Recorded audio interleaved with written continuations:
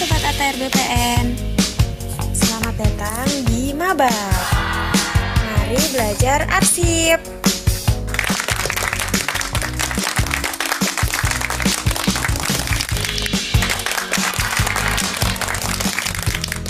Selamat berpartisipasi dan semoga bermanfaat.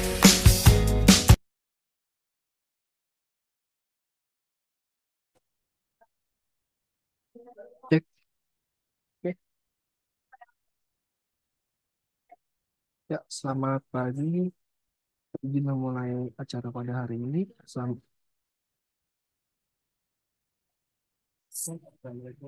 Selamat pagi, Bapak Ibu. Salam sejahtera bagi kita semua. Kembali lagi bersama saya, AG, yang akan menjadi MC pada acara mabar kali ini. Eh, yang terhormat, Ibu Lucy Komalasari, SSITM AP, selaku Kepala Bagian Tata Naskah dan Kearsipan. Kemudian Ibu Endah Sukarnimain Tias Esos selaku Kasubag Persuratan, serta Ibu Wahyu Tias Kusuma Dewi SSI selaku Kasubag Persipan yang telah bergabung dengan kita pada Zoom kali ini. Baik,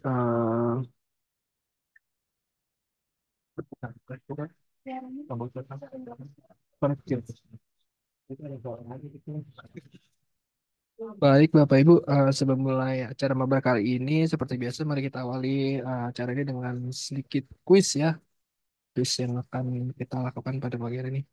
Izin share screen untuk kuis kita kali ini.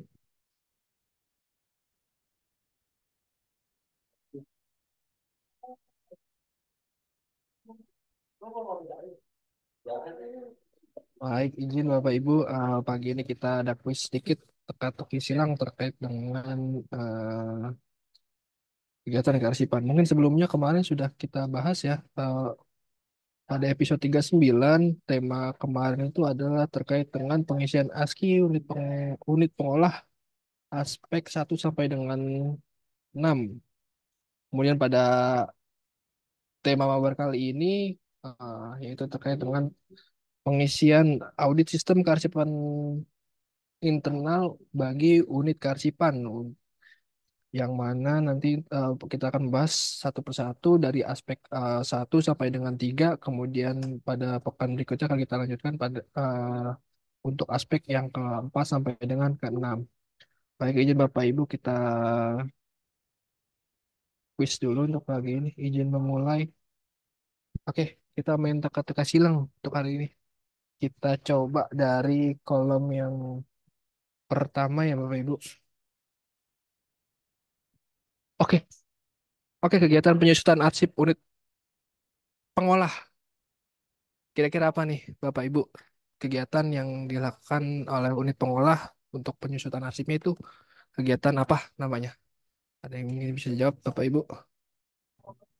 Pemusnahan. Pemusnahan. Oke, kita coba ini.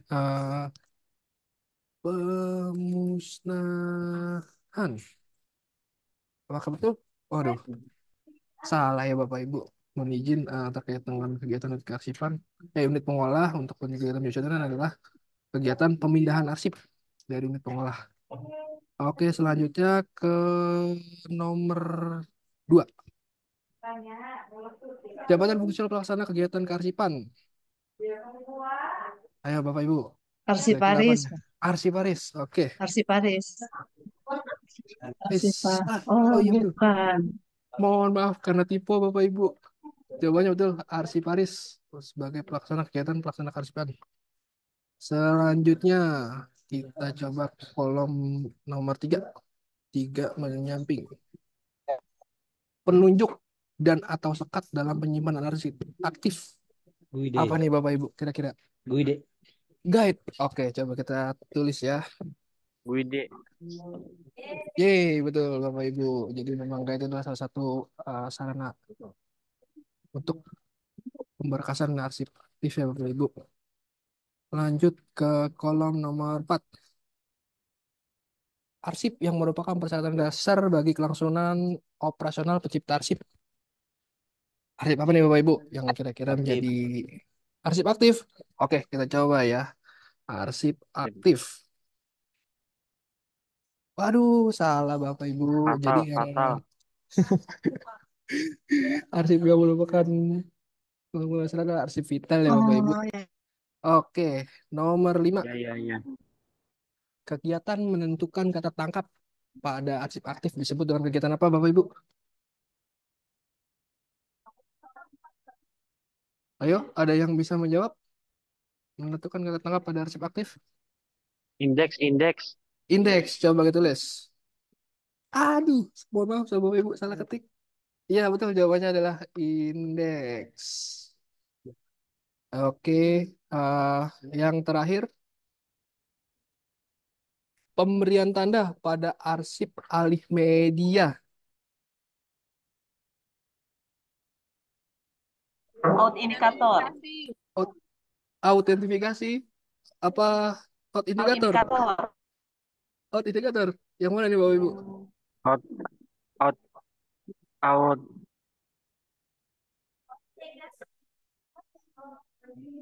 Oke, autentifikasi ya Bapak Ibu. Kita coba ketik.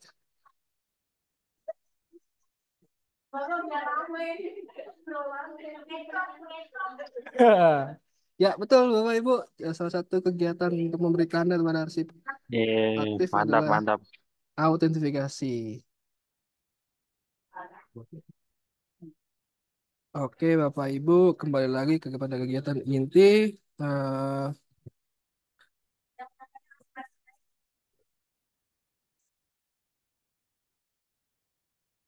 Baik, pada tema kali ini kita akan membahas terkait dengan audit sistem kearsipan internal, unit kearsipan aspek 1 sampai dengan 3. Jadi apa saja sih aspek-aspek yang dinilai di unit kearsipan terkait dengan pengelolaan kearsipan yang sudah berjalan di unit kearsipan. Oke, pemateri kita hari ini telah hadir juga bersama kita.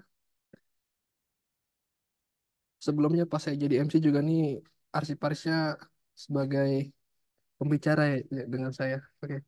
Saat ini sudah hadir bersama kita Ibu Berliana selaku arsiparis terampil yang akan memandu kita terkait dengan aspek-aspek saja yang akan dinilai dalam audit sistem kearsipan di unit kearsipan. Eh, Mari kita sambut ini Ibu Berliana. Untuk mempersingkat waktu, mungkin langsung saja kita mulai untuk diskusi kali ini. Waktu dan tempat saya persilakan, Bu Beliana. Assalamualaikum warahmatullahi wabarakatuh. Selamat siang Bapak Ibu peserta mabar di episode 40. 40. Di 40 sini saya siang, akan Ibu. menjelaskan tentang pengisian ASKI di unit kearsipan dari poin 1 sampai 3. Untuk yang pertama-tama mungkin saya izin share screen dulu untuk materi pada hari ini.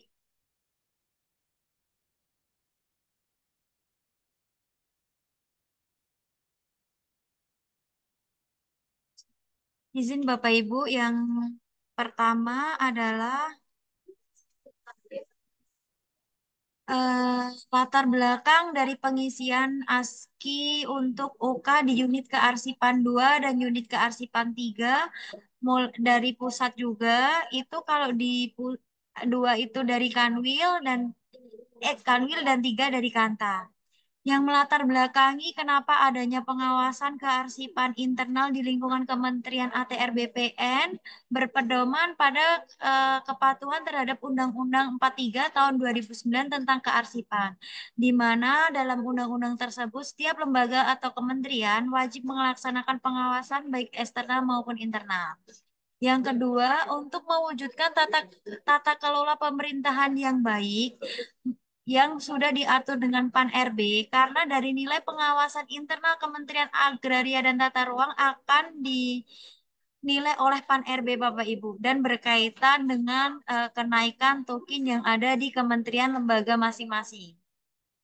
Untuk yang ketiga, pengawasan juga merupakan penyelenggaraan kearsipan penyelenggaraan kearsipan yang dilaksanakan melalui audit yang meliputi identifikasi masalah, analis, dan evaluasi bukti yang dilakukan secara independen, objektif, dan profesional berdasarkan standar kearsipan untuk menilai kebenaran, kecermatan, kredibilitas, efektivitas, efisiensi, dan keadaan penyelenggaraan kearsipan di masing-masing pencipta.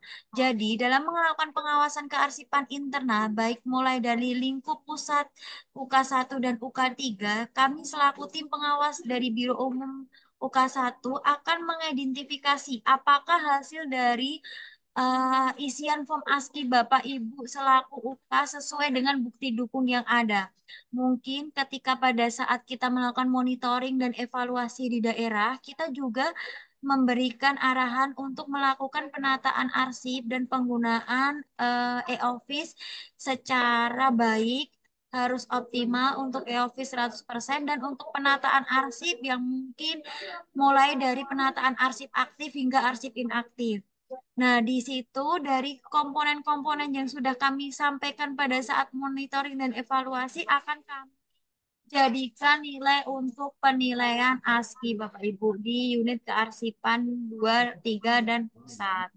Nah, setelah itu untuk mungkin Bapak Ibu tidak asing apa itu unit kearsipan. Unit kearsipan adalah satuan kerja yang memiliki tugas dan tanggung jawab dalam penyelenggaraan kearsipan. Siapakah unit kearsipan satunya? Unit kearsipan satunya adalah dari kami Biro Umum dan Layanan Pengadaan. Dan unit kearsipan duanya adalah Direktorat Jenderal ataupun Inspektorat Jenderal yang ada di pusat. Dan untuk unit kearsipan 2 juga ada di Kanwil yang meliputi dari bagian tata usaha. Dan untuk unit kearsipan 3 meliputi dari Kantah di bagian subbagian tata usaha juga. Jadi untuk unit kearsipan itu ada di Kanwil dan di Kantah ada di bagian tata usaha. Dan untuk di pusat itu ada di pada Direktorat Jenderal dan Inspektorat Jenderal. Dan UK satunya ada di Biro Umum. Mungkin untuk di bawah UK itu ada apa saja? Itu ada unit pengolah, di mana untuk form ASKI unit pengolah sudah dijelaskan oleh Mbak Wulan pada episode mabar sebelumnya. Nah, untuk selanjutnya, dari aspek apa saja sih yang dinilai untuk pengisian ASKI di unit kearsipan? Nah, di sini saya akan menjelaskan 3 aspek Bapak Ibu, yaitu dimulai dari pengendalian naskah dinas, yang kedua dari penggunaan, yang ketiga dari pemeliharaan. Pengendalian naskah dinas, bagaimana sih Bapak Ibu mengendalikan naskah dinasnya? Menerima surat dinasnya, baik melalui e-office ataupun buku agenda ataupun melalui Google Sheet. Nah, untuk pengendalian naskah dinas ini, jika Bapak Ibu belum menggunakan e-office, berarti Bapak Ibu menggunakan buku agenda dalam pencatatannya. Bisa melalui agenda elektronik atau agenda konvensional. Nah, dalam melakukan pengendalian naskah dinas ini, Bapak Ibu juga melakukan pengiriman, di mana pengiriman naskah dinas itu bisa dilakukan melalui e-office atau konvensional yang biasa dilakukan melalui Pos Indonesia ataupun secara melalui ekspedisi lain. Nah, untuk yang ketiga yaitu di penyimpanan, di mana arsip yang dibuat dan diterima ketika Bapak Ibu mengeluarkan surat dinas, maka akan ada surat masuk sebelum kita sebagai dasar sebelum kita mengeluarkan surat dinas, ataupun jika tidak ada, maka itu yang disimpan hanyalah surat dinas yang dikeluarkan. Tapi jika ada surat dari rangkaian acara tersebut, rangkaian kegiatan tersebut, maka harus dicantumkan menjadi satu berkas, tidak boleh dipisahkan. Nah, untuk pengiriman itu sendiri bisa juga ketika melakukan pengiriman nanti akan ada buku agenda dan agenda elektronik. Nah, untuk selanjutnya pada pengendalian naskah dinas ada yang kedua ada di penerimaan, di mana penerimaan arsip itu dilakukan pencatatan dan registrasi. Pada saat Bapak Ibu menerima naskah dinas akan dicatat melalui buku agenda, kartu kendali atau agenda elektronik. Kartu kartu kendali itu biasanya ada kolom seperti isi dari surat tersebut, nomor surat, dan kapan tanggal diterimanya. Untuk agenda elektronik mungkin bisa disesuaikan dengan format-format yang sudah ditentukan oleh Andri ataupun dari contoh dari kami selaku unit kearsipan satu. Mungkin selain itu juga bisa melalui Google Sheet ataupun juga melalui e-office. Jadi langsung dimasuk ke e-office itu diregistrasinya melalui e-office. Untuk pengarahan nanti juga bisa melalui e-office ataupun langsung mendisposisi secara langsung dari surat yang konvensional. Oh ya, izin Bapak Ibu, mungkin saya ulang lagi untuk yang di penerimaan, untuk yang di pencatatan itu mungkin dimulai dari registrasi surat, di mana registrasi surat itu bisa melalui e-office, bisa melalui agenda elektronik, bisa melalui buku agenda. Nah, di situ nanti akan ditulis dari manakah asal surat tersebut dan untuk siapa asal surat tersebut. Nah, untuk yang kedua mungkin untuk pengarahan, di mana pengarahan tersebut bisa menggunakan e-office dan juga dengan kartu disposisi secara langsung. Untuk melalui e-office, mungkin nanti akan ada tampilan di slide selanjutnya untuk contoh pengarahan yang di e-office. Dan untuk selanjutnya, mungkin pada tahap penyampaian naskah dinas, ini seperti tahap pengarahan Bapak Ibu. Dalam menyampaikan naskah dinas bisa melalui e-office dan bisa melalui konvensional dengan cara langsung didisposisikan. Nah, untuk ini adalah contoh dari pencatatan surat masuk melalui agenda elektronik dan fitur konsep yang dibuat pada naskah dinas atau fitur yang sudah TTE. Di mana ketika kita melakukan surat disposisi surat masuk itu ditulis di Google Sheet. Nah, dimulai dari kolom nomor, tanggal diterima, tanggal di agenda, asal surat, tanggal surat, nomor surat, perihal surat, disposisinya, didisposisi ke siapa, catatan disposisi itu bisa berupa udah diterima oleh siapa atau sudah dikerjakan oleh siapa dan catatan masuk ketika nanti surat tersebut bisa ditaruh di meja atau melalui e-office. Begitu Bapak Ibu. Namun ketika didisposisi melalui e-office itu bisa melalui fitur fitur kotak masuk, di mana nanti kotak masuk yang akan diteruskan ke registrasi pencatatan surat seperti ini.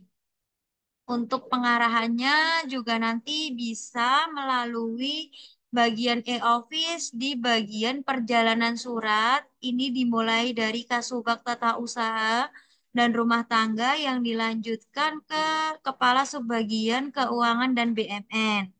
Namun bisa juga melalui agenda elektronik yang melalui Google Sheet itu dengan format nomor status, nomor surat, asal surat, tanda terima, tanggal surat, perihal, disposisi ke sekjen, disposisi ke surat. Ini disesuaikan dengan penggunaannya masing-masing dari unit kearsipannya atau unit kerjanya masing-masing dari Bapak Ibu.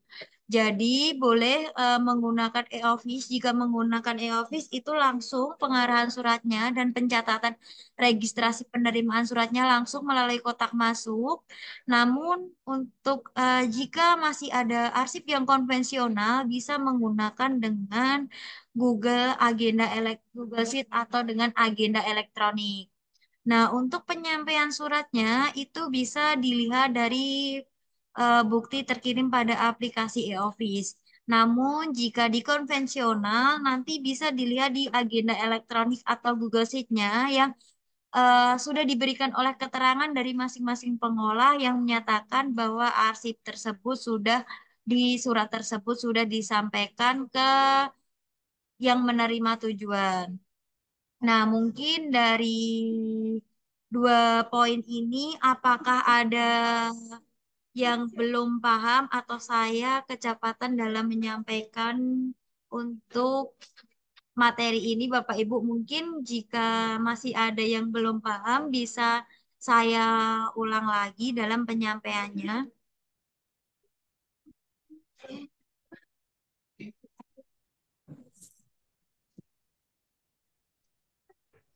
Gak paham, Bu.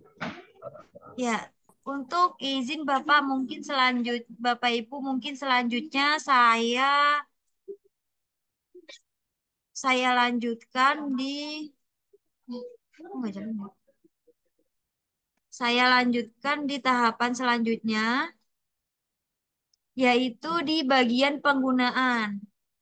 Nah, selain aspek dari bagian pengendalian naskah dinas, pada form ASCII unit kearsipan itu juga ada di bagian penggunaan arsip, di mana penggunaan arsip adalah setiap unit kearsipan, baik dari pusat maupun daerah, itu akan dinilai eh, dari 2 poin, yaitu yang pertama ketersediaan arsip inaktif, di mana ketersediaan arsip inaktif itu terdiri dari sarana peminjaman arsip yang dibuktikan dengan out indikator buku peminjaman atau sarana peminjaman lainnya.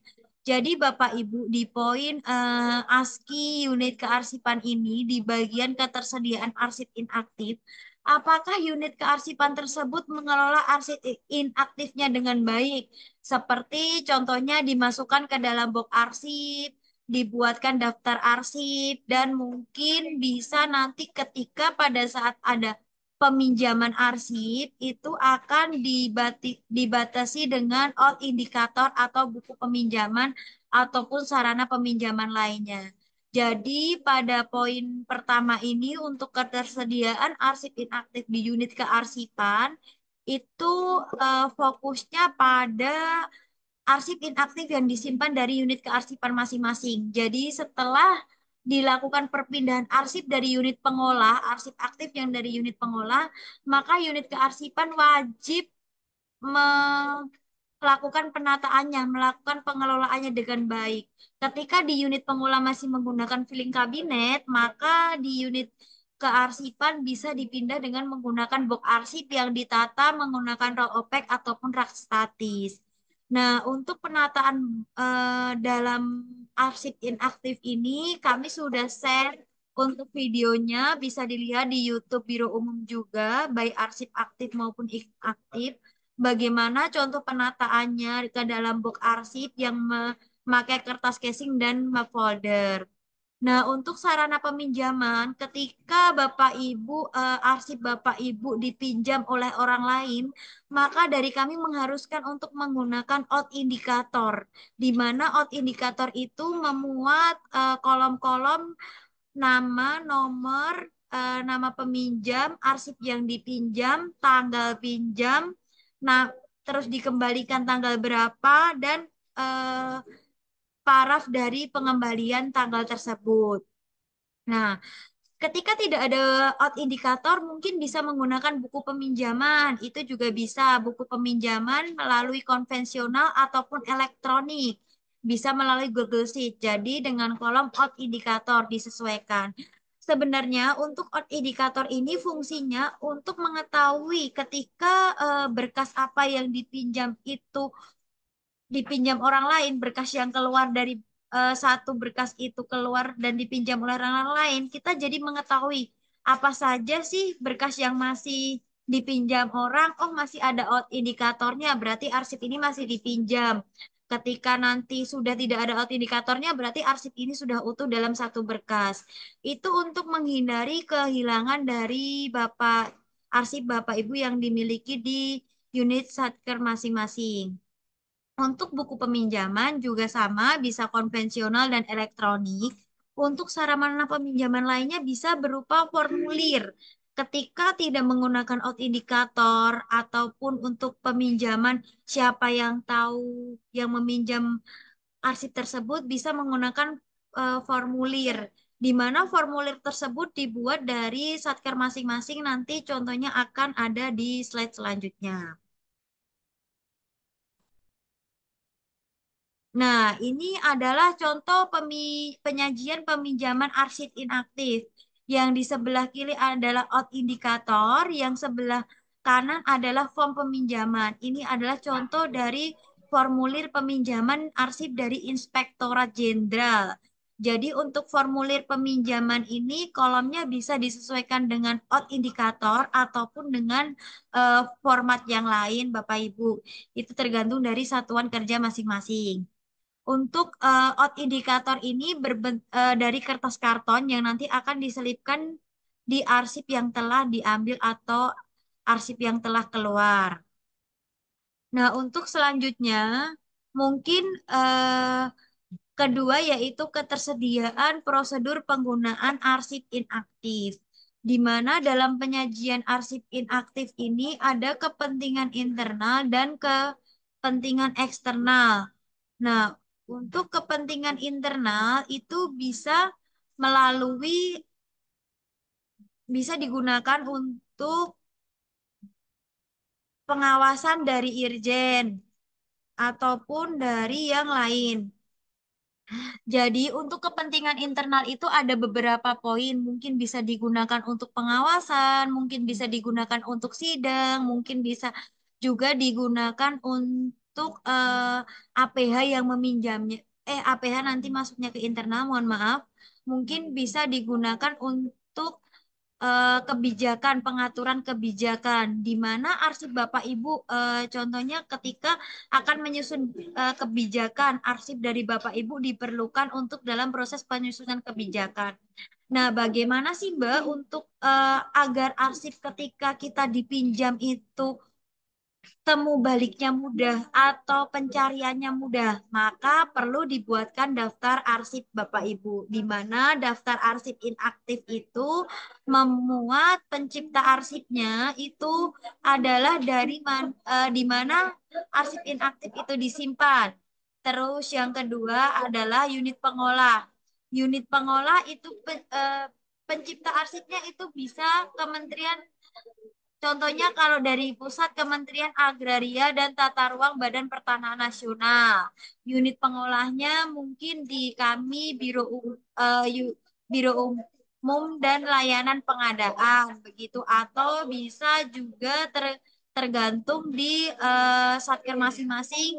Contohnya unit pengolahnya di seksi penetapan hak, atau kalau yang di eh, contohnya lain di pusat itu Irjen wilayah 1, wilayah 2 begitu. Mungkin bisa begitu.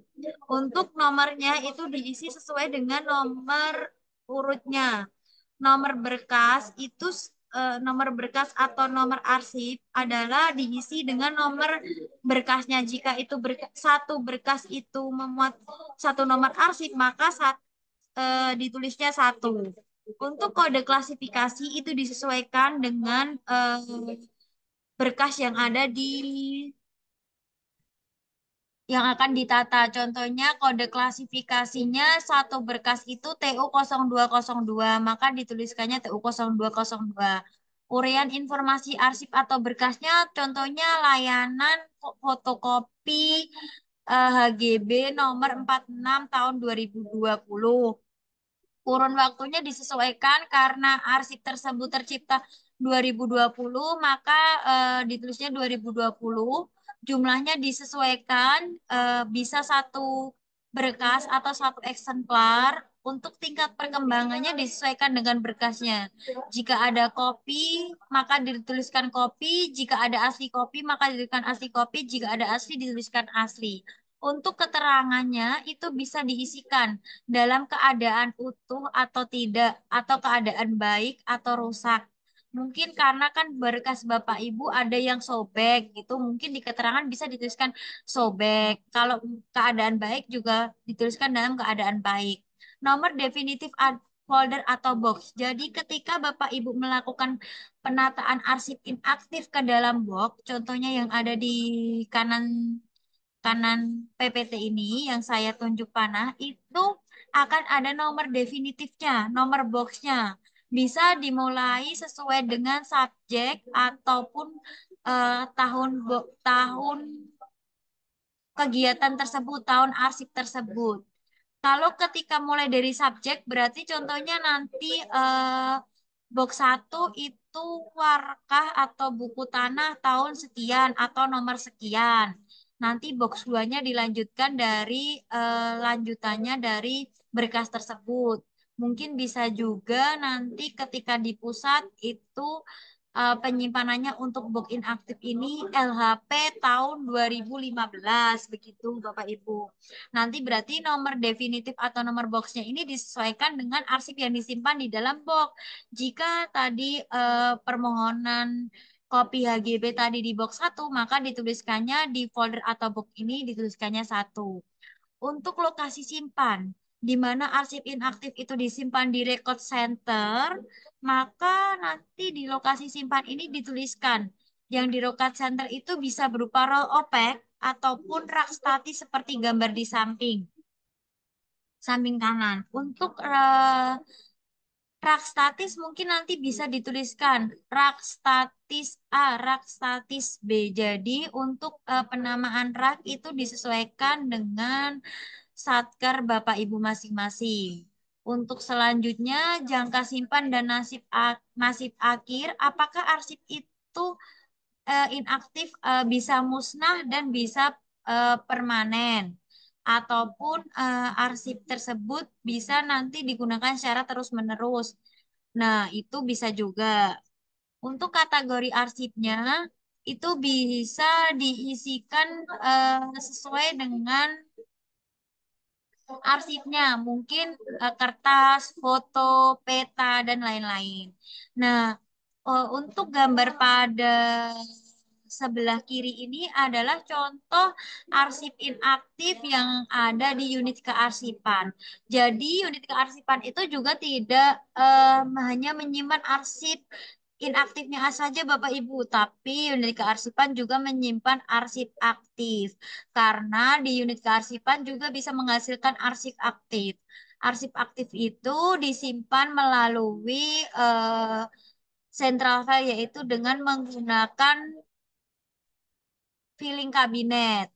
Nah, di mana dalam filing kabinet itu terdiri dari beberapa get sekat ataupun map folder yang mungkin sudah dijelaskan untuk penyimpanan arsip inaktif pada poin kemarin di pengisian ASCII di unit pengolah. Jadi, dalam ASCII nanti Bapak Ibu ada poin yang menyatakan ketika dalam ketersediaan ataupun ketersediaan arsip inaktif itu apakah dari unit kearsipan sudah membuat daftar arsipnya dan apakah sarana peminjaman dari unit kearsipan tersebut sudah menggunakan out indikator atau sarana lainnya dan bisa juga penataan dalam ketersediaan arsip inaktif tersebut. Untuk ketersediaan prosedur penggunaan arsip inaktif itu yang internal bisa bisa biasanya digunakan oleh untuk sidang, untuk tadi yang sudah saya sampaikan untuk penentu kebijakan dan mungkin juga bisa untuk pengawasan untuk Irjen. Nah, di mana untuk penyajian arsip inaktif itu juga sudah ada SOP-nya di tingkat pusat yang sudah kami share mungkin di tahun 2020. Itu ada SOP pemeliharaan arsip inaktif dan untuk prosedur penggunaan arsip inaktif. Juga kami juga sudah memberikan SOP terkait dengan peminjaman arsip di tingkat pusat maupun Kanwil dan Kantah itu masuk dalam ketersediaan prosedur penggunaan arsip inaktif untuk SOP tersebut. Maka ketika ada kepentingan eksternal itu apa saja sih Mbak? Mungkin begitu ya Bapak Ibu. Nah, kepentingan eksternal itu bisa digunakan untuk ketika APH meminjam berkas, ketika BPK meminjam berkas, ketika nanti contohnya Andri akan akan membuat peraturan baru dan peraturan tersebut mencakup semua kementerian. Maka Andri akan meminjam berkas tata naskah ataupun apa yang diperlukan untuk peraturan tersebut meminjamnya ke Kementerian ATR BPN. Itu adalah untuk kepentingan eksternal sebagai penggunaan penentu kebijakan. Nah, untuk pengawas bisa biasanya dengan BPK ataupun untuk publik atau masyarakat. Itu ketika kadang masyarakat meminta berkas untuk permohonan perpanjangan HGU atau HGB. Itu masuk ke dalam kepentingan eksternal. Jadi Bapak Ibu, untuk arsip yang telah kita keluarkan, kita sajikan ke publik, ke APH, ke orang lain, baik secara internal maupun eksternal, itu wajib kita lakukan pencatatan. Dan wajib kita bikinkan untuk formulir atau buku peminjaman. Jadi agar mengetahui siapa yang meminjam dan tanggal meminjamnya, agar tidak hilang arsipnya. Ketika nanti kita mencari kembali arsip tersebut masih ada pada saat dikembalikan atau kita tahu arsip tersebut belum dikembalikan. Begitu Bapak Ibu. Jadi untuk poin di dalam penggunaan arsip untuk ASKI nanti mungkin poin-poinnya yang akan dinilai, mungkin saya ulangi lagi, ketersediaan arsip inaktif yang meliputi daftar arsip dan penggunaan out indikator serta sarana peminjaman lainnya. Dan untuk kesediaan prosedur penggunaan arsip inaktif itu ketika ada peminjaman baik eksternal maupun internal. Jadi saran saya ketika ada peminjaman eksternal maka Bapak Ibu wajib mencatatnya. Nanti ketika ada pengawasan dari kami, ini pengawasan kami ada di tingkat pusat terlebih dahulu, belum sampai ke Kantakanwil. Mungkin untuk tahun selanjutnya kami bisa ke Kantakanwil. Nah, untuk agar mengetahui kita eh, telah melakukan peminjaman arsip secara eksternal maupun internal. Begitu Bapak Ibu. Nah, untuk selanjutnya ini adalah prosedur penggunaan arsip yang tadi sudah saya jelaskan. Ini mulai tahun 2020 ada yang tentang pemeliharaan arsip inaktif yang digunakan di lingkup pusat dan tentang prosedur peminjaman arsip yang sudah dibagikan ke Kantakanwil. Juga ada dari SOP ANRI Bapak Ibu. Jadi ketika Kementerian Agraria dan Tata Ruang belum ada SOP-nya, Bapak Ibu juga bisa mengacu pada SOP ANRI, yaitu dengan penataan arsip inaktif tidak teratur di pusat arsip. Namun ketika Kementerian Agraria dan Tata Ruang Badan Pertanahan Nasional sudah mempunyai SOP-nya, maka Bapak Ibu wajib berpedoman pada SOP yang ada di kementerian dan lembaga masing-masing. Untuk selanjutnya mungkin di poin ketiga, karena saya menjelaskan dari poin 1 sampai 3, di sini saya akan menjelaskan ke poin ketiga, yaitu pemeliharaan arsip. Di mana di pemeliharaan arsip ini ada 4 poin Bapak Ibu. Yang pertama adalah asas penataan arsip inaktif. Yang kedua adalah kegiatan penataan arsip inaktif. Yang ketiga adalah penyimpanan arsip inaktif. Dan yang keempat adalah yang ke ini ada 3 Bapak Ibu, mohon maaf ini tipe mungkin saya. Yang ketiga itu adalah penyimpanan arsip inaktif yang terakhir. Nah, yang untuk selanjutnya yaitu asas penataan arsip inaktif. Asas penataan arsip inaktif itu ada 2 Bapak Ibu. Yang pertama adalah asas asal usul, di mana asas asal usul itu untuk menjaga tetap terkelolanya suatu kesatuan pencipta arsip.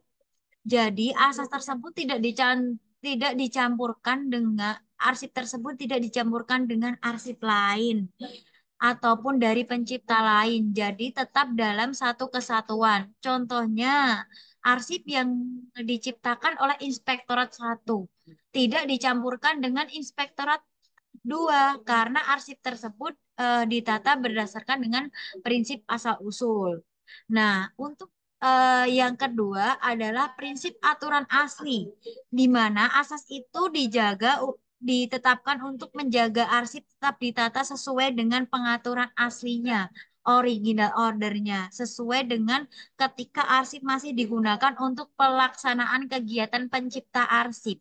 Jadi contohnya Bapak Ibu, dalam satu kegiatan berkas mungkin contohnya berkas hmm, tin, laporan Rakernis di di dalam berkas rakernis itu terdiri dari surat undangan, surat absen, mungkin nanti juga kegiatan, terus laporan itu dijadikan satu, tidak tidak dicampur dengan berkas yang lain. Namun ketika asal usul tadi berkas dari direktorat lain itu tidak dicampur dengan direktorat lainnya. Contohnya penempatan Inspektorat satu di Rel OPEK A. Maka di Rel OPEK A itu khusus dari Inspektorat satu. Nah, Inspektorat 2 di Rel OPEK B. Maka Inspektorat 2 harus di Rel OPEK B. Jadi sudah ditetapkan untuk tempatnya.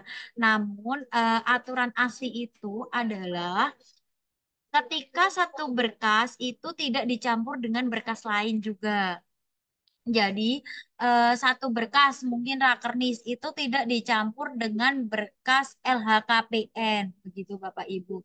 Jadi, biasanya untuk penataan arsip itu dari pusat itu biasanya menggunakan asal-usul dan aturan asli. Nah, untuk yang kedua adalah di dalam penataan arsip inaktif itu ada kegiatan pengaturan fisik, di mana pengaturan fisik itu masuk dalam kegiatan penataan arsip inaktif. Pengaturan fisik arsip inaktif itu bagaimana ya? Oh, pengaturan fisik arsip inaktif itu ditata menggunakan box arsip dan tempatkan pada ROPEK ataupun rak statis, di mana arsip tersebut yang sudah berkategori inaktif itu dimasukkan ke dalam box arsip. Nah, dalam box arsip tersebut bisa dibuatkan daftar. Jadi ada daftar arsip, contohnya di box A itu ada daftar arsip inaktifnya apa saja di dalam box satu. Nah, itu adalah pengaturan fisik arsip inaktif yang bisa melalui asas asal usul ataupun asas aturan asli. Begitu Bapak Ibu. Nah, untuk yang kedua, untuk pengolahan informasi itu bisa juga dengan menggunakan arsip tematik, di mana dalam poin ini unit kearsipan wajib menyusun daftar arsip tematik. Kemarin mungkin kami sudah melakukan pengawasan di tingkat pusat. Ada beberapa unit kearsipan sudah menyusun daftar arsip tematik. Salah satunya adalah SPPR, mungkin dari inspektorat, dan mungkin masih banyak direktorat lain juga yang menyusun arsip tematik. Arsip tematik itu apa sih, Mbak? Nah, arsip tematik itu arsip yang disusun sesuai dengan temanya. Contohnya di SPPR ada kegiatan Gema Patas. Maka Gema Patas itu menjadi salah satu arsip tematiknya SPPR. Nah, contohnya lagi mungkin ada di konflik dan sengketa, gebuk mafia tanah. Nah, gebuk mafia tanah itu menjadi arsip tematiknya konflik dan sengketa. Nah, jadi untuk arsip tematik ini disesuaikan dengan satuan kerja Bapak Ibu masing-masing, eh, kegiatannya apa saja yang ada di Bapak Ibu masing-masing yang minimal dihadiri oleh eselon 1U atau setingkat menteri. Jadi ketika penyusunan daftar arsip tematik ini, ketika nanti untuk penilaian unit kearsipan juga akan diminta daftarnya Bapak Ibu, daftar arsip tematik itu yang terdiri dari nomor, judul, pencipta arsip, uraian hasil pengelolaan, dan kurun waktu. Nah, untuk nomornya diisi dengan nomor sesuai dengan urutannya. Judulnya, contohnya Gema Patas tahun 2022. Pencipta arsipnya SPPR, uraian hasilnya. Nah, dari Gema Patas itu kan ada beberapa berkas Bapak Ibu, mulai dari undangan, mulai dari kegiatannya, dan sampai ke laporannya. Nah, untuk kurun waktunya bisa dideduksikan dari surat tersebut. Contohnya penyusunan Gema Patas dalam satu berkas yang akan diadakan, contohnya Gema Patas 2020, diadakan Februari 2020. Tapi berkasnya Desember sudah terbit untuk undangan Gema Patas. Nah, itu maka dicampurnya dengan Gemapatas 2020 karena itu kegiatannya Gemapatas 2020. Nah, nanti di kurun waktunya dituliskan 2019 sampai 2020. Begitu untuk penyusunan daftar arsip tematik di mana setiap unit kearsipan baik dari UK1, UK2 dan sampai ke UK3 wajib menyusun daftar arsip tematik yang akan dijadikan untuk penilaian ASKI. Nah, untuk selanjutnya penyusunan daftar arsip inaktif, tadi sudah saya jelaskan Bapak Ibu di depan. Dalam penyusunan daftar arsip inaktif ini, ketika kami monitoring dan evaluasi di Kanta dan Kanwil, dari Kanta dan Kanwil juga diharapkan menyusun daftar arsip inaktif juga. Nah, untuk maka dari itu, selain untuk pengawasan ASKI, mungkin bukti dukung yang bisa diambil dari Kanta Kanwil juga dalam contohnya penyusunan daftar inaktif yang sudah saya jelaskan tadi. Untuk daftar arsip inaktif, mungkin formatnya seperti pada lampiran PPT berikut ini. Nah, untuk ketika kita sudah kenapa perlu dibuat daftar arsip inaktif? Karena ketika arsip tersebut sudah memasuki masa retensi inaktif yang berpedoman pada jadwal retensi arsip Kementerian ATR BPN, maka wajiblah dibuat daftar arsip inaktif yang gunanya untuk mempermudah ketika melakukan pencarian berkas. Nah, dalam pencarian berkas tersebut untuk memudahkan kita, jadi kita bisa melihat daftar arsipnya. Daftar arsip itu ketika nanti Warkah ataupun BTSU ataupun arsip-arsip yang permanen itu dibuatkannya daftar arsip vital. Nah, ketika arsip inaktif itu dibuat seperti SPM, Roya, begitu dibuatkannya daftar arsip inaktif Bapak Ibu. Jadi ketika Bapak Ibu melakukan pemusnahan arsip yang mungkin sudah dilakukan oleh beberapa kantah dan kanwil, itu Bapak Ibu tinggal mengcopy dari daftar arsip inaktif yang sudah dibuat ketika belum akan diajukan pemusnahan. Jadi sebelum diajukan pemusnahan bisa membuat daftar arsipnya. Setelah itu, setelah nanti sudah waktunya dimusnahkan, tinggal mengcopy dari daftar arsip inaktifnya. Nah, untuk selanjutnya, mungkin dalam penyimpanan arsip inaktif. Penyimpanan arsip inaktif dalam box arsip tidak melewati JRA. Jadi, di sini dijelaskan di poin ini, dalam penyimpanan arsip inaktif di dalam box arsip yang tertata melalui OPEC ataupun rak statis itu tidak boleh melewati JRA yang sudah ditentukan. Contohnya, arsip kepegawaian di JRA inaktifnya 2 tahun, aktifnya 2 tahun. Contohnya begitu ya Bapak Ibu, mungkin jaringan 4 tahun. Nah, itu tidak boleh disimpan lebih dari 4 tahun. Mungkin direnggangkannya 1 tahun, 5 tahun. Setelah 6 tahun mungkin nanti bisa diusulkan musnah jika bisa musnah keterangan di JRA-nya. Namun jika keterangan permanen maka tetap disimpan. Nah, untuk penyimpanan arsip ini selain menggunakan box arsip, kami menganjurkan untuk tetap menggunakan box arsip yang anti asam yang sudah kami berikan contohnya di Kanwil dari mulai tingkat pusat, Kanwil dan Kantahnya. Itu mengapa menggunakan box yang anti asam? Karena ketika nanti berkas tersebut ada serangga yang masuk, itu sudah dilapisi dengan anti asamnya, tidak langsung ke arsipnya. Jadi ke boxnya dulu yang dimakan serangga, bukan langsung ke arsipnya. Namun ketika Bapak Ibu menggunakan box yang biasa, itu biasanya serangga masih masuk ke kertasnya karena tidak dilapisi dengan anti asamnya. Karena kertas anti asamnya itu berbeda dengan kertas yang biasa, yang box-box arsip yang masih coklat. Nah, untuk itu maka dianjurkan dari Andri itu untuk memakai box anti asam, diwajibkan untuk arsip inaktif itu memakai box anti asam. Nah, untuk selanjutnya, mungkin dalam pemeliharaan arsip inaktif itu juga bisa dilakukan alih media arsip Bapak Ibu. Nah, di mana alih media arsip itu juga bisa digunakan untuk arsip vital. Biasanya digunakan oleh Kanta ataupun Kanwil ataupun tingkat pusat yang telah melakukan alih media arsip inaktif atau digitalisasi. Nah, untuk digitalisasi sendiri itu ada eh, terdiri dari berita acara alih media.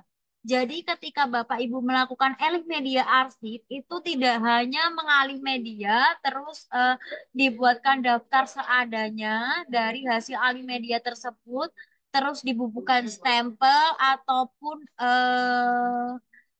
cap di bagian eh, arsip aslinya. Tidak begitu Bapak Ibu, namun perlu adanya berita acara alih media yang membuktikan antara siapa sih yang mengautentikasi arsip tersebut. Bisa pihak ketiga ataupun dari instansi itu sendiri ataupun dari unit satuan kerja masing-masing. Jadi tidak diharuskan untuk pihak ketiga. Namun, jika dilakukan pihak ketiga juga tetap harus menggunakan alih media. Jadi, contohnya di dalam berita acara alih media, kop surat itu disesuaikan. Biasanya kalau kami di tingkat pusat memakai Kementerian Agraria dan Tata Ruang Badan Pangan Nasional Sekretariat Jenderal. Mungkin kalau di Kantakan bisa disesuaikan ataupun di Direktorat dan Inspektorat. Untuk berita acara dibuatkan format seperti samping kiri pada PPT, nomor itu disesuaikan pada hari ini. Jadi ketika melakukan pertama alih media arsip, itu perlu adanya berita acara Bapak Ibu. Di mana hari pada berita acara tersebut dilakukan alih media. Contohnya pada tanggal 12 Agustus 2025, 24 dilakukan alih media yang bertanda tangan di bawah ini. Nah, untuk penanda tangan bisa dilakukan sesuai dengan pencipta arsipnya. Biasanya yang mempunyai kewenangan untuk mengautentikasi itu dari pencipta arsipnya. Contohnya mungkin yang melakukan Alimedia dari unit pencipta arsipnya adalah setara dengan eselon 2 direktur ataupun kepala biro. Mungkin bisa dituliskan seperti ini. Ya, telah melaksanakan alih media arsip itu adalah unit pengolahnya Biro Umum dan Layanan Pengadaan tahun 2024 sebagaimana tercantum dalam daftar alih media. Hasil dari alih media tersebut juga dilakukan autentikasi berupa, nah ini adalah untuk autentikasi ini bisa berupa barcode Bapak Ibu seperti contoh hasil di bawahnya autentikasi hasil alih media. Barcode tersebut bisa berisikan berita acara atau biasanya kalau di Kantakan itu barcode-nya bisa dari Peruri ataupun yang lainnya. Itu bisa ditempelkan di hasil alih medianya, bukan di berkas aslinya Bapak Ibu. Jadi untuk mengetahui bahwa berkas yang sudah dialih media itu dibubui barcode itu untuk mengetahui sudah teralih media oleh PT ataupun oleh eh, kita yang melakukan sendiri. Begitu Bapak Ibu. Jadi untuk autentikasi bisa berupa barcode pada arsip alih media sebagai tanda bahwa telah disesuaikan dengan aslinya. Untuk penandatanganan nanti yang menandatangani ini adalah yang mengisikan yang eh, direktur atau kabak setingkat dengan eselon 2 kalau di pusat karena pimpinan pencipta arsipnya begitu Bapak Ibu. Mungkin untuk contoh autentikasi hasil alih media bisa ada dalam contoh ini surat ukur SU. eh, Autentikasinya ditaruh di dalam berkas yang sudah dialih media, bisa di pojok atas, bawah, tengah ataupun bawah. Itu tergantung disesuaikan dengan satker masing-masing, boleh di atas, di bawah ataupun di tengah. Buat apa sih ada bukti atau barcode alih media ini? Nah, ini digunakan untuk mengetahui bahwa arsip dari SU ini sudah dialih mediakan oleh pihak ketiga ataupun oleh satker masing-masing. Jadi ketika nanti ada yang mengcopy bahwa ini hasil dari contohnya dari Kantah A, saya mendapatkan alih media ini. Nah, tapi tidak ada barcode-nya, berarti berarti orang tersebut mendapatkannya palsu.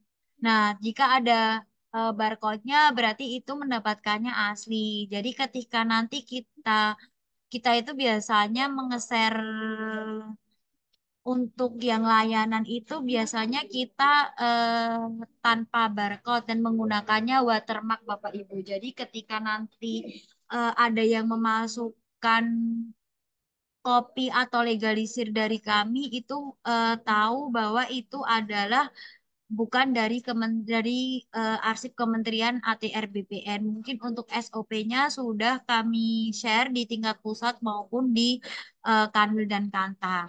Nah, setelah ada berita acara dan bukti autentikasi ditandai dalam hasil alih medianya, maka dibuatkannya lampiran berita acara alih media. Di dalam lampiran berita acara alih media itu terdiri dari daftar arsip alih media. Biasanya banyak kami sudah menemui beberapa dari satuan kerja yang ada di pusat melakukan media itu daftar arsipnya tidak sesuai dengan peraturan ANRI. Jadi ketika dilakukan penilaian itu maka ketika tidak memuat 13 kolom itu penilaiannya kurang, tidak sempurna 100. Itu eh, banyak juga yang di pusat sudah melakukan alih media pihak ketiga, namun untuk formatnya tidak sesuai dengan ANRI, tidak mencakup 13 kolom. Karena di formulir ASKI nanti Bapak Ibu, poin yang menyatakan daftar arsip alih media itu harus memenuhi aspek ANRI yang terdiri dari 13 kolom. Contohnya Mbak, di waktu nggak ada. Berarti tidak ada satu kolom, padahal di ASCII itu waktu harus ada, maka nilainya tidak sempurna Bapak Ibu. Maka baiknya ketika melakukan alih media, mulai dari pusat sampai ke daerah, baiknya diawali dengan berita acara dan lampiran berita acaranya terdiri dari daftar arsip alih media. Di mana daftar arsip alih media itu memuat sama seperti daftar arsip inaktif, tapi ada beberapa kolom yang berbeda. Unit pengolah, siapakah yang mengolahnya? Contohnya mungkin unit pengolahnya Dirjen Sengketa dan Konflik. Alamatnya Jalan Sisingamangaraja nomor 2 Jakarta Selatan. Begitu Bapak Ibu. Nah, untuk unit pengolah disesuaikan dengan tempat arsip itu diolah. Kalau dikatakan bisa dengan tata usaha. Begitu Bapak Ibu. Nah, untuk selanjutnya nomor itu diisikan dengan nomor sesuai dengan nomor urutnya. Nomor berkas itu bisa menuliskan dengan nomor berkas sesuai. Contohnya kan biasanya kalau di kami kan masih di contohnya lapor LHP. LHP itu di dalam satu box isinya 5 berkas. Nah, nanti nomor berkasnya yang dialimediakan mulai dari satu. Berarti nomor berkasnya nomor satu. Kode klasifikasinya contohnya TU0202. Jenis arsip atau ureanya LHP tahun 2019. Kurun waktunya 2019. Nah, untuk jumlahnya mungkin nanti ada satu berkas atau bisa juga dalam bentuk kurung lembar satu berkas 15 lembar. Tingkat perkembangannya sesuai dengan tingkat perkembangan masing-masing. Bisa asli, bisa kopi. Rak atau nomor box arsip adalah rak yang disimpan dalam arsipnya. Media semula dari untuk media ini Bapak Ibu medianya semula dari mungkin semula dari kertas konvensional menjadi eh, ele- elektronik begitu mungkin dari foto konvensional menjadi elektronik begitu Bapak Ibu. Nah, alat untuk men-scan-nya Bapak Ibu. Jadi perlu juga Bapak Ibu ketika melakukan alih media ini menuliskan alatnya karena dalam prosedur alih media yang termuat dalam Perka ANRI itu ada beberapa peraturan Alimedia, contohnya harus OCR, harus DPE 300 DPE, harus menggunakan alat scanner yang sesuai begitu Bapak Ibu. Jadi untuk digitalisasi alih media itu ada dasar-dasarnya, bisa dilihat dari Perka Anri Perka Perka Anri nomor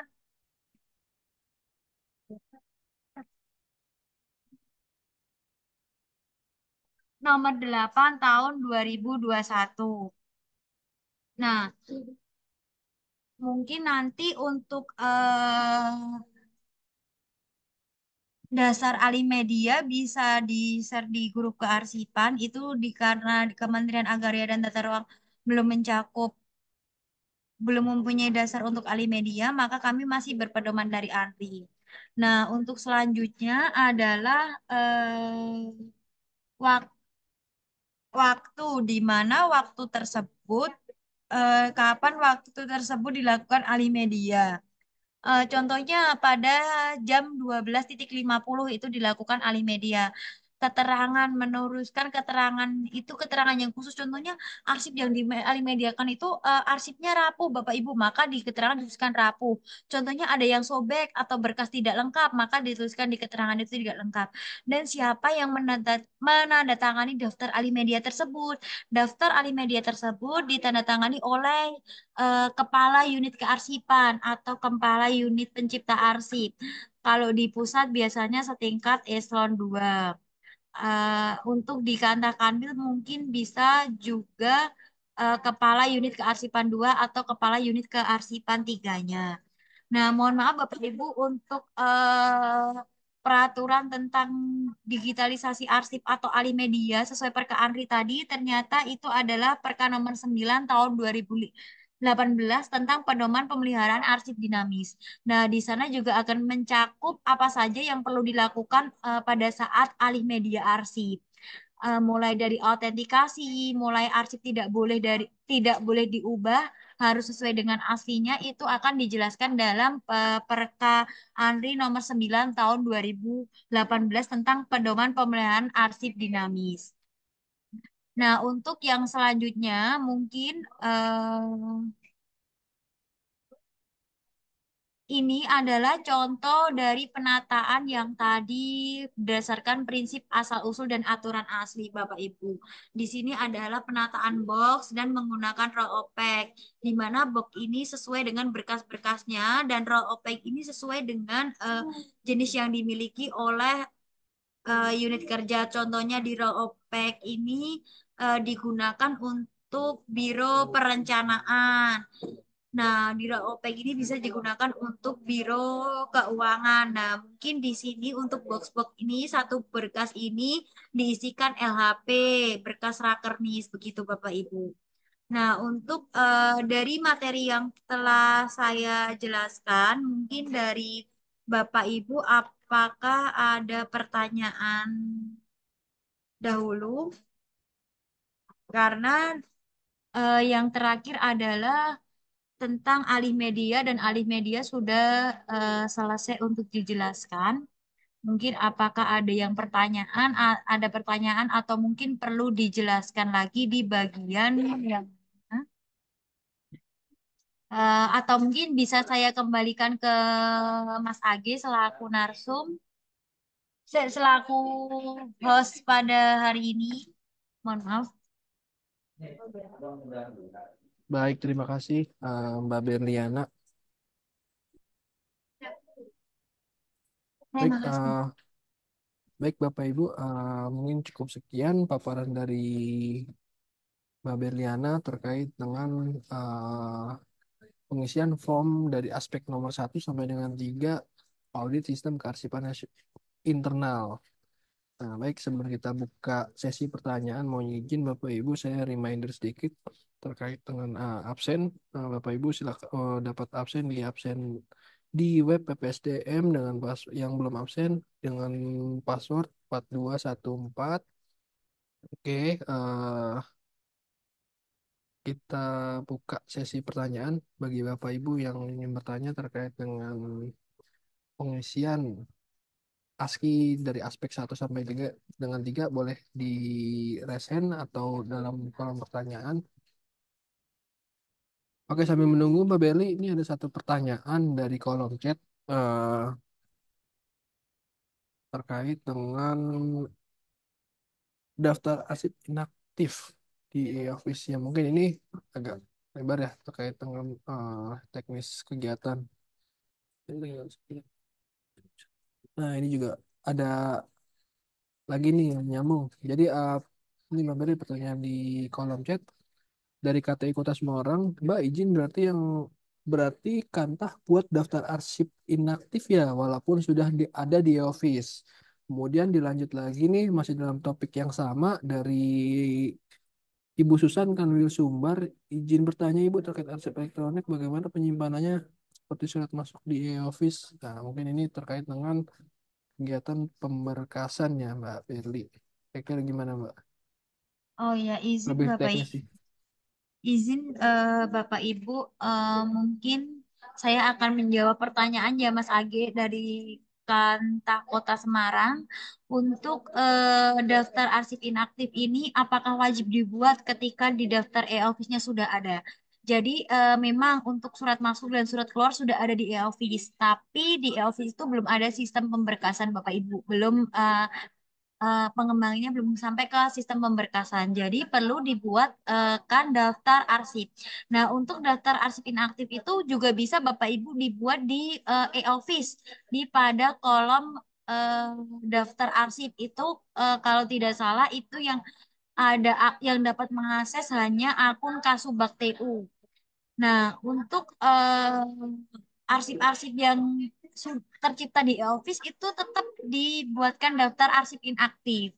Jadi, walaupun udah tercipta secara elektronik, namun tetap diberkaskan secara elektronik juga bisa melalui e-office ataupun bisa melalui folder yang ada di komputer masing-masing Bapak Ibu atau device ataupun cloud. Jadi mungkin kalau tidak ada untuk penyimpanan arsip secara elektroniknya mungkin Mbak arsiparis kan belum bisa nginput. Nah, bisa itu diberkaskan melalui pemberkasan secara elektronik yaitu dengan cloud atau Google Drive ataupun melalui komputer. Nah, tapi untuk yang pertanyaan dari Kantah Kota Semarang, apakah masih harus membuat daftar arsip inaktif walaupun sudah ada di office? Izin Bapak atau Ibu masih tetap membuat daftar arsip inaktif meskipun sudah ada di e-office. Namun untuk daftarnya bisa dibuat melalui e-office ataupun penyimpanan secara elektronik ataupun daftar secara elektronik melalui Google Sheet juga bisa. Tapi yang diharuskan dari pusat tetap membuat daftar arsip inaktif. Jadi untuk daftar arsip itu ada daftar arsip aktif, inaktif, vital, terjaga, sama tematik Bapak Ibu. Nah, di mana untuk setiap pusat Kantah Kanwil itu wajib mempunyai daftar tersebut dari arsipnya.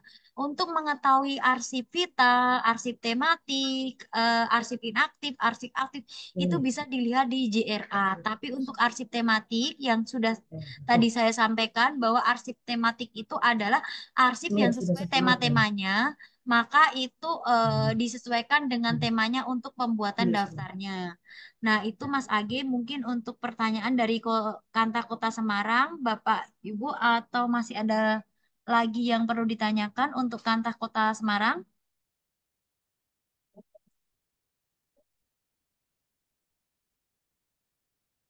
Untuk selanjutnya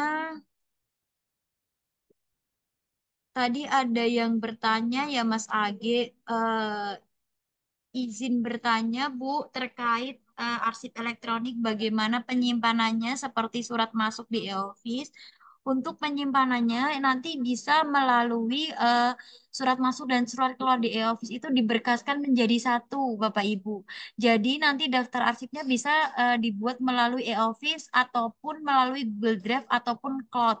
Untuk pemberkasan arsip elektronik tersebut sendiri itu bisa dilakukan di PC, cloud, ataupun di e-office. Tapi itu harus dibuatkan daftarnya. Contohnya begini Bapak Ibu, surat masuk kegiatan Hantaru, contohnya. Dari kegiatan Hantaru itu kodenya PR0202 gitu ya Bapak Ibu. Contoh saja PR0202 Hantaru. Nah, nanti dibuatkan folder Bapak Ibu di dalam cloud tersebut. Satu folder PR02 eh, PR02, PR dulu terlebih pertama seperti penyimpanan arsip aktif. Yang kedua habis itu PR02, terus selanjutnya PR0202. Nah, PR0202 selanjutnya di bawahnya ada di dalamnya lagi ada Hantaro tahun 2020 begitu. Jadi di dalam folder Hantaro 2020 itu memuat semua kegiatan Hantaro 2020 yang diberkaskan secara elektronik. Jadi Bapak Ibu tidak perlu khawatir untuk bagaimana sih Mbak penyimpanan atau pengelolaan arsip elektroniknya jika hasil suratnya ataupun hasil arsipnya elektronik, maka Bapak Ibu wajib melakukan penyimpanan secara elektronik. Berhubung di Kementerian ATR BPN belum ada peraturannya, mungkin bisa mengacu di Perka Andri atau Permen yang dibuat oleh Andri Bapak Ibu. Karena dari kami sedang proses penyusunan peraturan arsip elektronik. Begitu Bapak Ibu. Nah, mungkin untuk selanjutnya ada lagi Mas Age. Baik, terima kasih Mbak Beli. Izin nih Mbak Beli, sepertinya ada cukup banyak pertanyaan nih ya di kolom chat. Cuma mungkin gini ya, karena ini terkait dengan pengisian form Dan ASCII, ASKI. kita coba kerucutkan saja ya terkait dengan lebih spesifik kepada pertanyaan-pertanyaan yang memang membahas terkait dengan eviden entah itu eviden atau tata cara penginputan terhadap penilaian form ASCII pada aspek 1 sampai dengan 3 saja. Nah, kayak contohnya nih ada eh, mungkin tadi Mbak Beri sempat menjabarkan kan ya terkait dengan autentifikasi. Ini mungkin nih Mbak nih dari Juni Antara Kanwil Bali untuk mendapatkan autentifikasi berupa KTP tadi diproduksi dari mana ya? Terima kasih. Kemudian untuk izin bertanya untuk alih media yang dilakukan tanpa stempel digital, apakah diperbolehkan untuk alih media BTL atau perlu dibuatkan berita acara terlebih dahulu? Itu sih mungkin Mbak. Terkait dengan arsip, alih media arsip. Cuma coba kita batasi saja yang kaitannya dengan pada form ASCII karena kan nanti juga ada episode tersendiri ya terkait dengan teknis terkait dengan alih media arsip yang ada tuh akan pada episode 37. Cuma mungkin kita lebih kaitkan saja ya terkait dengan si arsip alih media ini terhadap ASCII yang tadi ada di aspek 3 pemeliharaan. Gitu aja mungkin Mbak, supaya tidak terlalu melebar. Banyak. Baik, izin Ya. Mbak Beliana. Terima kasih. Ya, izin Bapak Ibu mungkin untuk yang bertanya selain dari aspek ASKI tadi, mungkin nanti bisa ditanyakan pada sesi selanjutnya di mabar selanjutnya di sesi 47 tentang alih media atau autentifikasi, baik itu secara menggunakan QR code ataupun yang lainnya. Nah, ini tadi sudah disebutkan Mas Agi ada beberapa pertanyaan mungkin tentang penggunaan QR code itu dari mana, untuk diproduksi dari mana ya? Kalau QR code itu bisa dibuat dari menggunakan barcode generator. Atau izin Mas Agi mungkin bisa dijelaskan sedikit untuk alih medianya karena Mas Agi adalah salah satu PIC alih media di unit kearsipan Pusat Kementerian ATR BPN yang sudah mendampingi pihak ketiga untuk alih media.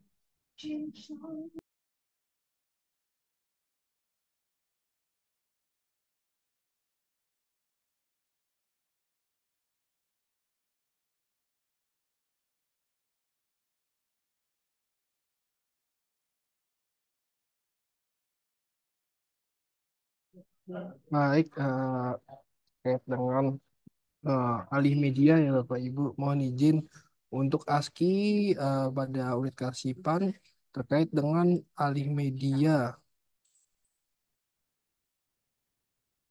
Oke, ini ada pada poin 4.2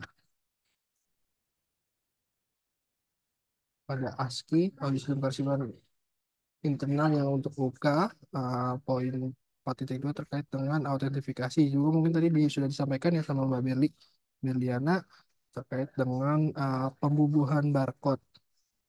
Bahwasanya arsip ini diautentifikasi oleh pimpinan pencipta arsip sudah sesuai dengan fisik aslinya. Itu kan memang kewajiban pimpinan unit kearsipan ya untuk autentifikasi. Jadi nanti di setiap halaman, setiap lembar itu diberikan bubu barcode. Kalau selama ini yang teman-teman lakukan ketika untuk alih media, kita itu menggunakan nitro yang pro untuk pembuahan barcode barcode yang ada di hasil alih medianya. Jadi nanti di situ akan ketika di scan itu ada pernyataan yang mengatakan bahwa arsip ini sudah sesuai dengan untuk autentifikasinya sudah sesuai dengan arsip yang memang fisiknya sudah dialih mediakan gitu. Nah, nanti disertai juga untuk nomor berita acara terkait dengan pemindahan arsip alih media arsipnya itu. Jadi mungkin untuk 4.2 di sini nanti ada apa ya untuk eviden terkait dengan ASCII-nya di hasil alih media itu nanti ada satu tanda atau satu tanda yang memang di dibubuhi pada masing-masing arsip bahwasanya si arsip ini memang sudah diautentifikasi oleh pimpinan pencipta arsip gitu Bang. Kemudian ini juga ada kalau terkait dengan informasinya ini ada berita acara alih medianya. Terus pelaksananya kapan? Mungkin tadi sudah di-share juga sama Bu Berli ya terkait dengan kita acara teknis-teknisnya. Poin-poinnya seperti itu sih Bapak Ibu. Izin Mbak Berliana, mungkin itu sih yang saya ketahui terkait dengan digitalisasi arsip. Terima kasih.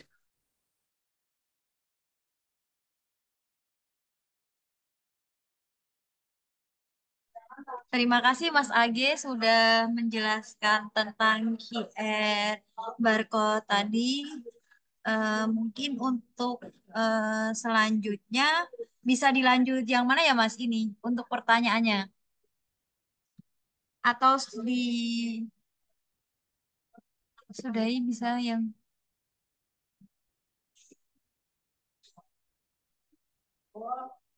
hostnya memilih.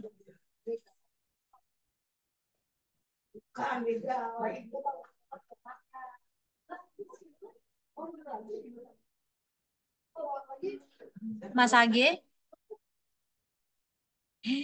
bisa dilanjut juga. Oke Mbak Berli, ini ada pertanyaan terkait dengan pengisian ASCII di alih media nih ya. Dari Kantah Prabu Mulih, izin bertanya untuk alih media yang dilakukan tanpa stempel digital, apakah diperbolehkan? Untuk alih media ke BTL, apakah perlu dibuat berita acara terlebih dahulu? Nah, ini akan kaitannya sama eviden terkait Ya, dengan form ASCII evident. pada bagian pemeliharaan. Ini gimana, Ibu Berli? Coba boleh Family kita dijawab. update. Oh ya, Kota eh, Prabu Mali. Kota Raumali karena ini untuk tentang kebijakan ya Mas Agi tentang kebijakan yang ada di Kementerian ATR BPN maka izin Mbak Tias di sini ada Mbak Tias yang bergabung juga. Izin Mbak untuk menyampaikan gimana ya Mbak boleh atau tidak ketika dilakukan tanpa stempel tiga apakah diperbolehkan dan untuk alih media ke BTL apa perlu dibuat berita acara terlebih dahulu Mbak karena ini tentang kebijakan mungkin Mbak Tias bisa menjelaskan ya Mbak terima kasih Terima Sin kasih. Mbak silakan. Siap Bapak Ibu. Ya ini sekedar sharing saja ya untuk alih media sendiri. Sebenarnya kan untuk TCK yang sudah dikeluarkan oleh Pusdatin selama kurun waktu beberapa tahun belakangan ini kami sudah coba koordinasikan dengan prosedur yang seharusnya Bapak Ibu.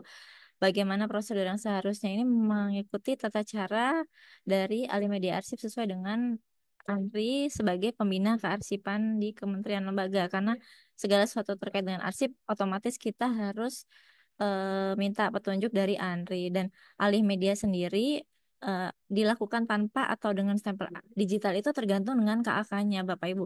Bagaimana KAK-nya yang memang ada di pekerjaan tersebut ketika dikerjakan oleh pihak ketiga ya. KAK-nya itu apakah menggunakan stempel digital atau tidak.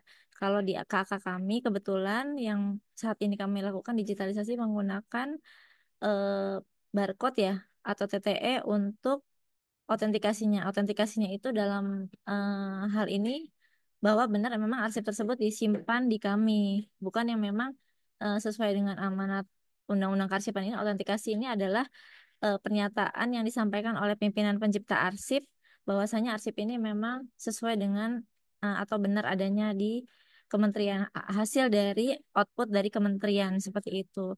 Nah, berarti ini memang disesuaikan dengan KAK-nya Bapak Ibu.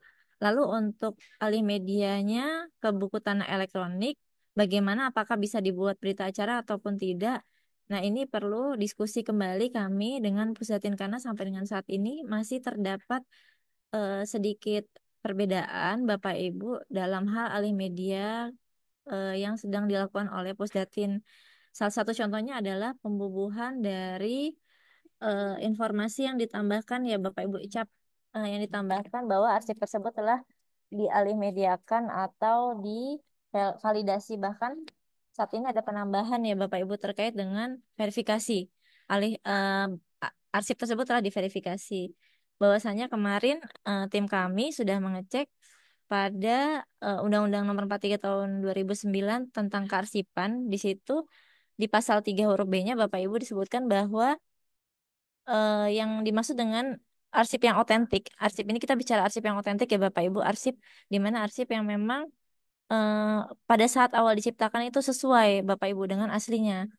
Arsip yang memiliki struktur isi dan konteksnya sesuai dengan kondisi saat pertama kali diciptakan dan diciptakannya oleh memang perorangan ataupun lembaga yang memiliki otoritas atau kewenangannya. Lalu di pasal 4 huruf C Undang-Undang 43 tahun 2009 tentang Kearsipan disebutkan bahwa dalam penjelasan pasal 4 huruf C yang dimaksud dengan asas keutuhan dalam penyelenggaraan kearsipan harus menjaga kelengkapan arsip dari upaya pengurangan, penambahan, pengubahan informasi maupun fisiknya yang dapat mengganggu keautentikan dan keterpercayaan arsip. Bahwasanya saat ini kami sudah beberapa kali monef ke kantor pertanahan, kantor wilayah melihat hasil TCK-nya memang Bapak Ibu sekalian benar sudah mengikuti TCK dari Andri. Bahwasanya benar sudah memberikan pembubuhan bahwa arsip tersebut telah divalidasi atau telah dialimediakan. Namun di sini ada penambahan informasi yang terkadang menutupi informasi arsip yang memang pertama kali diciptakan bahwasanya arsip tersebut buku tanahnya tanpa ada penambahan cap Bapak Ibu. Hanya buku tanah hijau yang ada tambahan informasi keterangan dari si pemilik seperti itu kan ya Bapak Ibu. Tapi di situ kita sudah menemukan bahwa arsip tersebut ada penambahan informasi di atasnya seperti itu. Nah, untuk ke depannya apakah berita acara memang ini perlu dibuat atau tidak? Sampai saat ini silahkan Bapak Ibu mengikuti TCK dari Pusdatin terlebih dahulu sambil menunggu nanti ke depannya apakah memang ada perubahan terkait dengan arsip yang memang sesuai dengan Undang-Undang Nomor 43 Tahun 2009 tentang kearsipan ini harus otentik dan utuh. Seperti itu nanti mungkin setelah ke depannya ada penyamaan persepsi antara Biro Umum dan Pusdatin, nanti insya Allah akan ke depannya mungkin ada perbaikan atau perubahan dari TCK yang memang sesuai dengan standar kaidah-kaidah kearsipan Bapak Ibu. Itu saja mungkin yang bisa saya sampaikan, Mbak Berli, Mas Age. Terima kasih Mbak Tias Terima kasih. atas pencerahannya hari ini untuk jawaban yang sudah ditanyakan dari beberapa user yang bergabung. Mungkin selanjutnya bisa ke Mas Age untuk eh, untuk acara selanjutnya. Baik, terima kasih Matias dan Mbak Berliana atas mohon izin mungkin saya menambahkan sedikit terkait dengan form ASCII ya. Mungkin tadi kita sedikit kasih gambaran mungkin ya Mbak Berli boleh ya terkait Ya, dengan form boleh. ASCII yang ada di unit kearsipan. saya izin share screen nih Mbak Berli, kaitannya terkait dengan alih media. Ya mungkin tadi ada sangkut pautnya sama pertanyaan dari Ibu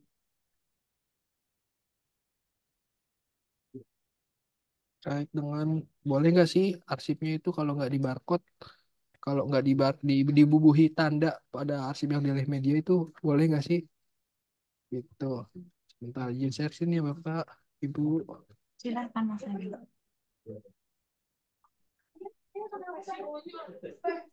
Baik, izin Ibu, Bapak yang tadi punya pertanyaan terkait dengan boleh nggak sih kita boleh nggak sih kita pakai arsip yang sudah dihasil alih media cuma nggak dibubui stempel ya mungkin itu tadi Bu karena kita saat ini sedang membahas audit sistem kearsipan ya yang namanya nanti outputnya akan ada penilaian jadi di poin 4.2 ini ada alih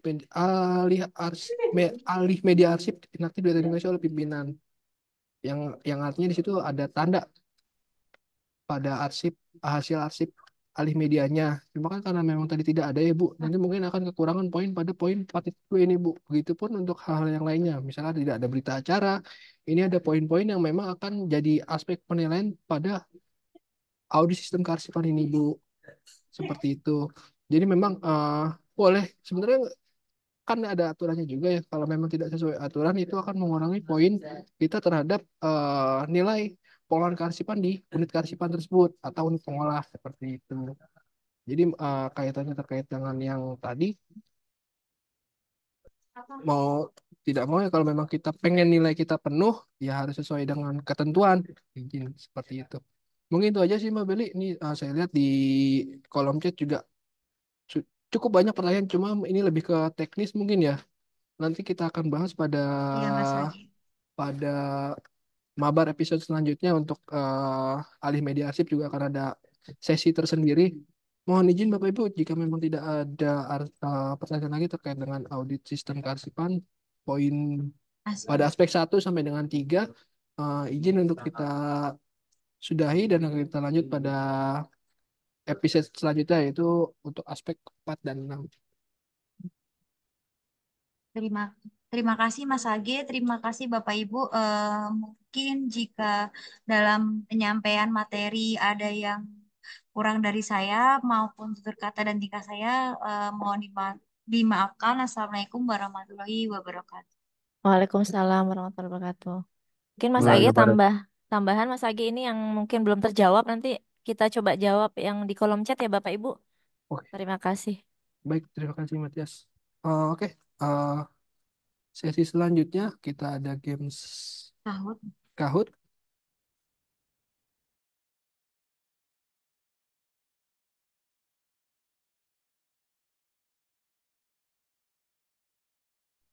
Mohon bantuannya. Mbak Gusti, boleh di waktu tempat persilakan. Terima kasih. Izin Bapak Ibu, saya udah nge-share link untuk game Kahoot-nya.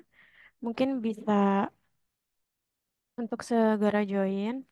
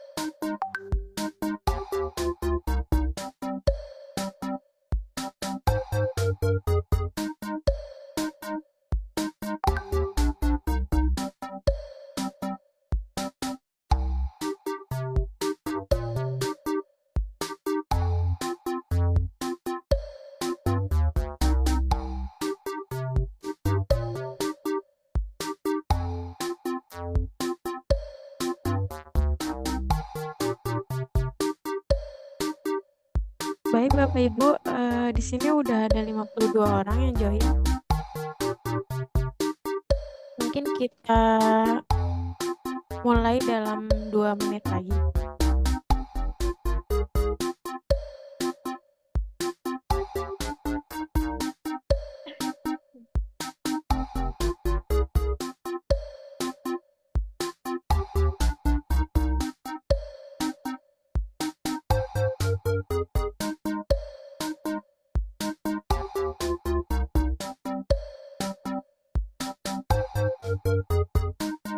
Calon aksi Paris. Maksudnya 42-14. Oke, nah kita mulai aja ya Bapak Ibu. Oh ini masih ada yang tambah.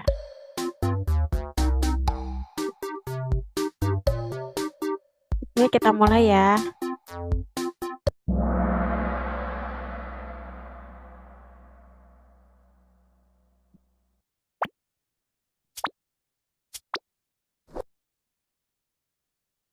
Ini gamesnya untuk true or false. Dalam pengendalian naskah dinas keluar tidak diwajibkan melakukan pencatatan, pengiriman, dan penyimpanan. Benar atau salah?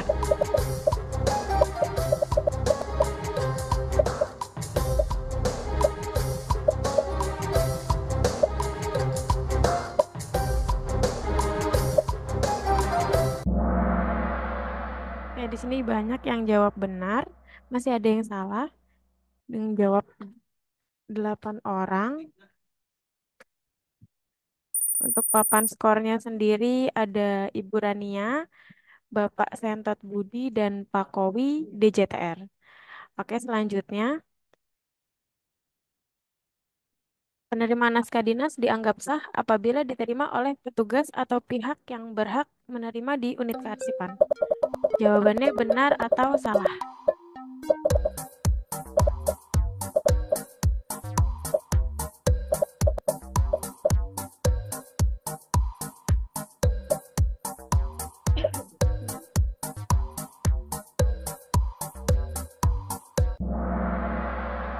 Ya, ada 72 orang yang jawab benar dan 7 orang yang jawab salah. Jawabannya adalah benar bahwa penerimaan naskah dinas dianggap sah apabila diterima oleh petugas atau pihak yang berhak menerima. Papan skornya di sini ada Bapak Sentot Budi, Ray, dan Deno. Baik, untuk selanjutnya. Unit kearsipan menggunakan autindikator untuk mengganti arsip yang sedang dipinjam. Jawabannya benar atau salah?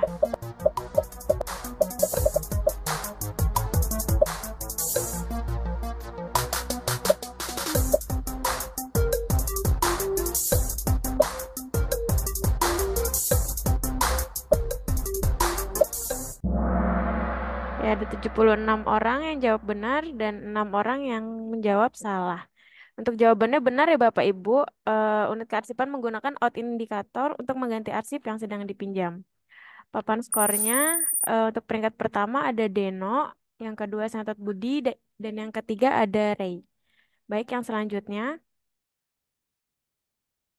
Unit kearsipan melaksanakan penataan arsip inaktif tidak berdasarkan pada asas aturan asli atau principle of original order. Benar atau salah?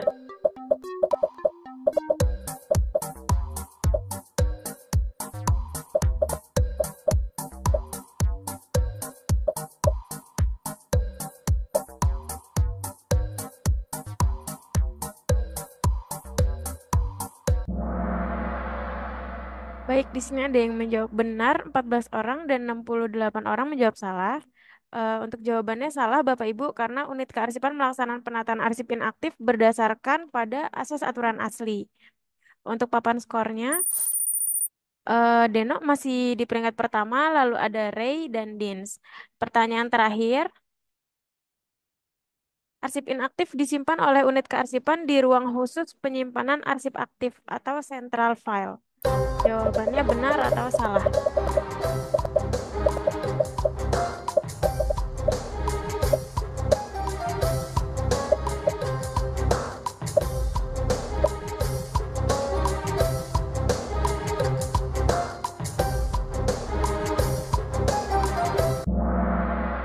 Baik, ada 42 orang yang jawab benar dan 37 orang yang jawab salah.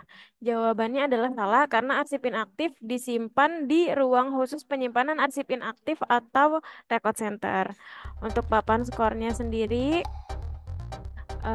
peringkat 3 ada Apalah, di peringkat kedua ada Dins,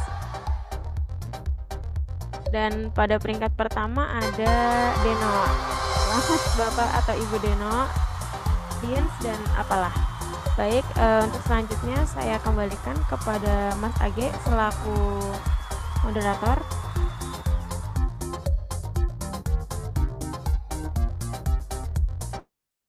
Baik, terima kasih bagus nih.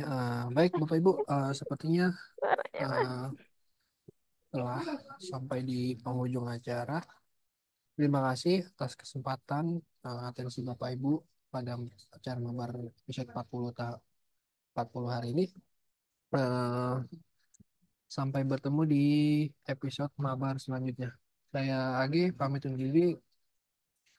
Selamat siang, selamat beraktivitas kembali.